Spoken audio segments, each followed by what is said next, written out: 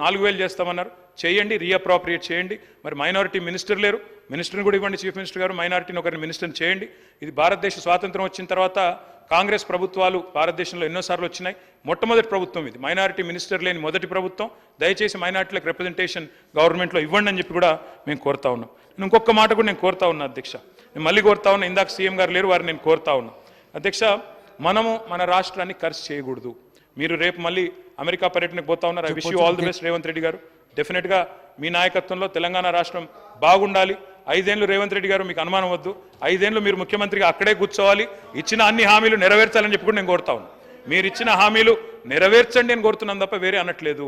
తప్పకుండా మీకు నేను I wish you all the best in America tour also. తప్పకుండా ఆ విషయంలో కూడా మీకు సహకరిస్తాం. కానీ రాష్ట్రాన్ని ఖర్చు చేయడం మంచిది కాదు.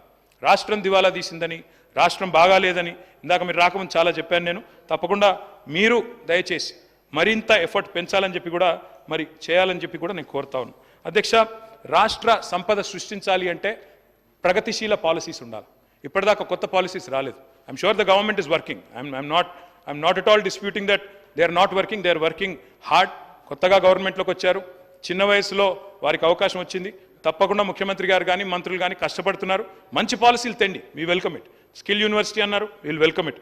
అదే మాదిరిగా ప్రోగ్రెసివ్ పాలసీస్ తెండి, ప్రగతిశీల పాలసీస్ తెండి. కానీ తిరోగమన నిర్ణయాలు కరెక్ట్ కాదు. నేను ముఖ్యమంత్రి గారికి చెప్తా ఉన్నా, ఎంఏఎన్యూడి కూడా వారి దగ్గర ఉంది కాబట్టి చెప్తా ఉన్నా.